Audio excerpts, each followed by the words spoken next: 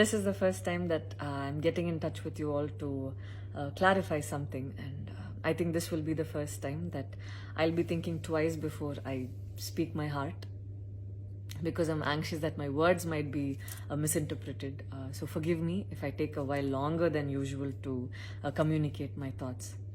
And I'd like to do this in English. In a recent interview, I was asked if I was a supporter of the left or the right wing, and I clearly stated that I believe I'm neutral, and we need to be good human beings first before we identify ourselves with our beliefs, and that the oppressed need to be protected at any cost. So further into the interview, I went on to elaborate on how I look at things, and I had quoted two references which had a huge impact on me, and which left me traumatized for days.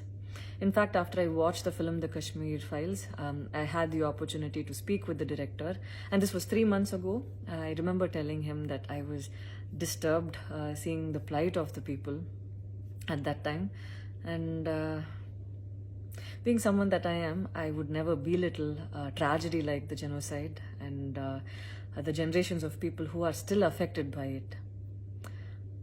Having said that, I can never come to terms with the mob lynching incident that had taken place during our COVID times, because I remember seeing that video and being shaken for days.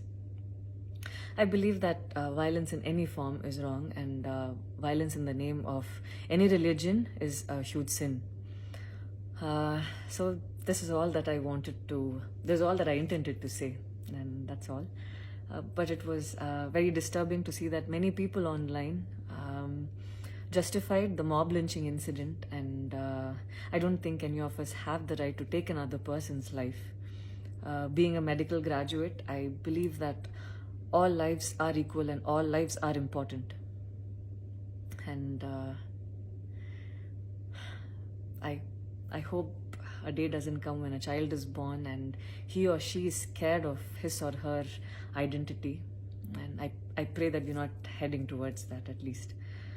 14 years of my life, my school life, I remember every day going to school and chanting, "All Indians are my brothers and sisters. I love my country and I'm proud of its rich and varied heritage." So maybe it went so deep into my head.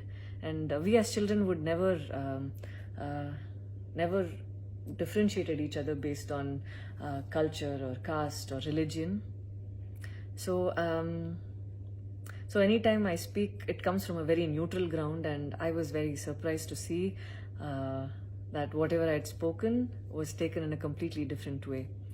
And it was also very upsetting to see that a lot of prominent personalities and websites had carried a snippet from the previous interview that I had given, even without seeing the complete interview or the genuinity behind what was said. I would like to take this opportunity to thank the people who stood by me the last few days, because I remember feeling so alone and conflicted, wondering what I did wrong, and it was heartwarming to see that a lot of people raised their voice in support of me, and I felt like they knew me for who I am. So thank you so much for making me feel like I wasn't alone.